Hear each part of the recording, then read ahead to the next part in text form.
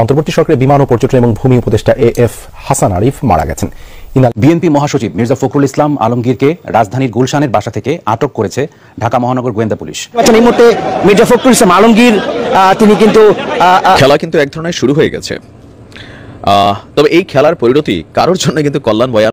এতক্ষণ দেখছিলেন সংবাদ শিরোনাম, এবার দেখবেন বিস্তারিত ভিডিও দেখার আগে আপনার কাছে ছোট করে একটি অনুরোধ, আপনি যদি এই ধরনের আপডেট নিউজগুলো সবার আগে পেতে চান অবশ্যই চ্যানেলটি সাবস্ক্রাইব করে রাখবেন। দর্শক চলুন কথা না বাড়িয়ে একের পর এক আপডেট নিউজগুলো দেখে আসি। খেলা কিন্তু এক ধরনের শুরু হয়ে গেছে, তবে এই খেলার পরিণতি কারোর জন্য কিন্তু কল্যাণ বয়ে আনবে না। একটা সময় আসলে আবার সবাই নিশ্চয়ই বিষয়টা বুঝতে পারবে। রাজনীতি বড় খারাপ জিনিস। রাজনৈতিক দলের টার্গেটই থাকে ক্ষমতা, আর সেই ক্ষমতায় যাওয়ার জন্য এখন আমাদের যে নতুন রাজনৈতিক দলটি আত্মপ্রকাশ করতে যাচ্ছে, যাদের প্রাইমারি সেকশন হচ্ছে জাতীয় নাগরিক কমিটি। আর জাতীয় নাগরিক কমিটির যারা নেতৃস্থানীয় নেতারা আছেন এই মুহূর্তে, বয়স কার কত ফ্যাক্ট না।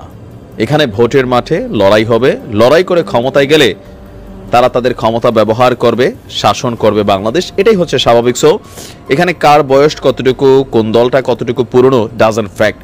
যখন আপনি একটা দলের মুখপাত্র হিসাবে বক্তব্য দিচ্ছেন, স্বাভাবিকভাবে আপনাকে নানান ধরনের পরিস্থিতি মোকাবেলা করতে হবে।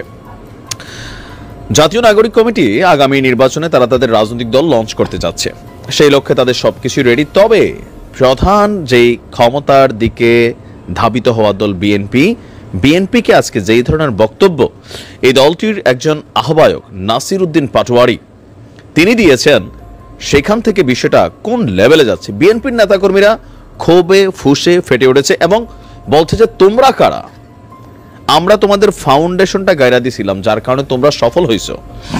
প্রেসটা কোথায় লাগছে? নাসির উদ্দিন পাটোয়ারি তিনি বলছেন আমরা কারা, মানে এই জাতীয় নাগরিক কমিটি কারা? আমরা তাহারা, মানে আমরা ওই লোকগুলো যারা বেগম জিয়াকে মুক্ত করে দিয়েছি। তোমরা কারা? বিএনপিদেরকে বলছে তোমরা কারা?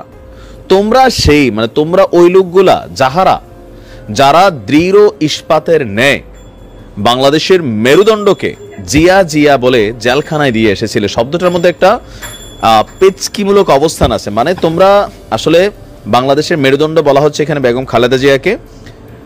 জিয়াজি স্লোগান দিয়ে দিও, তাকে জেলে ঢুকাই দিয়ে আসছিল, তোমরা তাকে মুক্ত করতে পারো না। আমরা বৈষম্য বিরোধী আন্দোলন বা যেই ছাত্ররা আছি তারা খালেদা জিয়াকে মুক্ত করছে। তোমরা তোমাদের দমে, তোমাদের আমরা যদি এলাকার লোকাল ভাষায় বলি হ্যাডম পাওয়ার, সেটাতে কিন্তু তোমরা খালেদা জিয়াকে মুক্ত করতে পারো না। তোমরা তার জেলের এই জীবনটাকে স্বাভাবিকভাবেই মেনে নিয়েছিলে।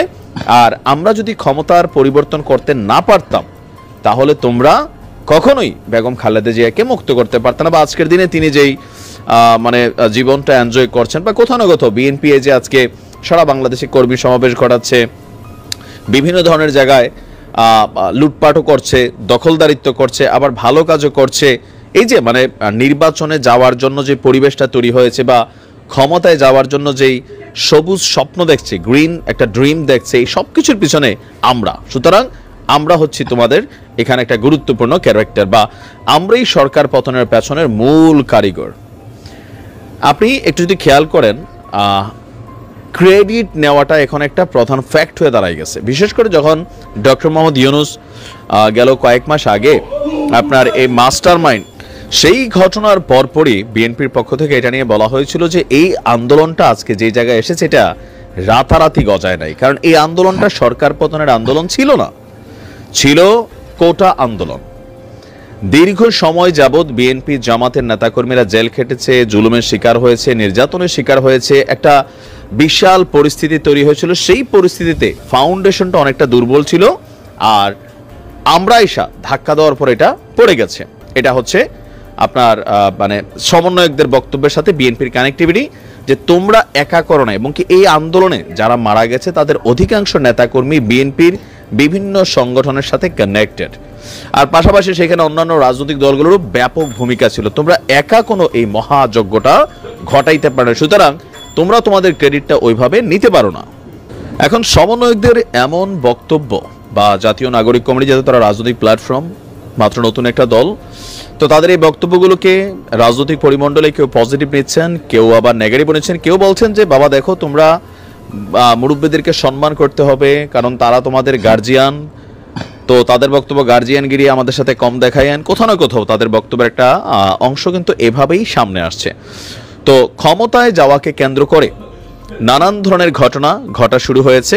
এর মাঝখানে বৈষম্য বিরোধী ছাত্র আন্দোলনের নেতারা বিভিন্ন কারণে সমালোচনার কিন্তু শিকার হচ্ছেন। যেমন হান্নান মাসুদ, তিনি দামি গাড়ি চড়ে যাচ্ছেন, তাকে বরণ করার জন্য তার এলাকায় 82টা তোরণ নির্মাণ করা হয়েছে। তো কেউ কেউ বলছেন যে এই সংস্কৃতি থেকে, যে কোথাও কেউ গেলে তোরণ নির্মাণ করা, গেট নির্মাণ করা, এগুলো থেকে কি আমরা বের হব? যদিও বিষয়টাকে সবাই এনজয় করছে, তাহলে আর আগের সাথে বর্তমানের পার্থক্য কি? কিভাবে তাদের হাত ধরে সংস্কার আসবে?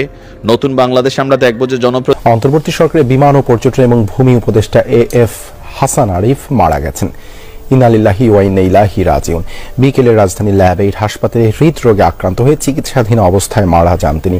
মৃত্যুকালে তার বয়স হয়েছিল 83 বছর। শেখ হাসিনা সরকার পতনের পর 8 আগস্ট অন্তর্বর্তীকালীন সরকারের উপদেষ্টা হিসেবে শপথ নেন তিনি। এএফ হাসান আরিফ বাংলাদেশ সুপ্রিম কোর্টের একজন জ্যেষ্ঠ আইনজীবী ছিলেন। তিনি বাংলাদেশের সাবেক অ্যাটর্নি জেনারেল এবং ফখরুদ্দিন আহমেদের নেতৃত্বে তত্ত্বাবধায়ক সরকারের আইন, বিচার ও সংসদ বিষয়ক মন্ত্রণালয়, ভূমি এবং ধর্ম বিষয়ক মন্ত্রণালয়ের উপদেষ্টা হিসেবে দায়িত্ব পালন করেছেন। তার মৃত্যুর খবরে হাসপাতালে ছুটে যান প্রধান উপদেষ্টা, উপদেষ্টা পরিষদের সদস্য এবং রাজনীতিবিদ সহ বিভিন্ন শ্রেণী পেশার মানুষ।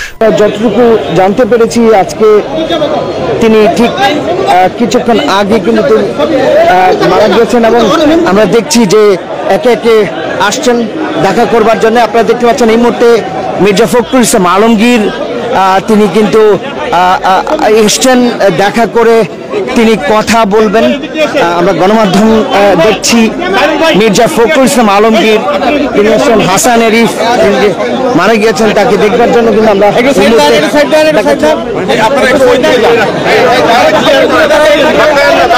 দর্শক আপনারা যেখান থেকে দেখছেন বাংলাদেশ টাইমসে আপনাদের সাথে আমরা যুক্ত হয়েছি। মির্জা ফখরুল ইসলাম এসছেন কথা বলবার জন্য।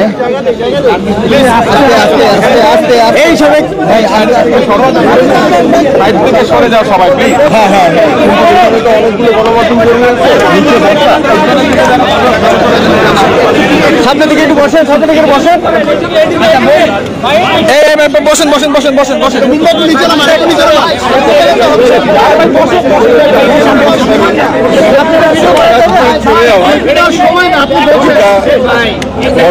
প্রেক্ষাপটে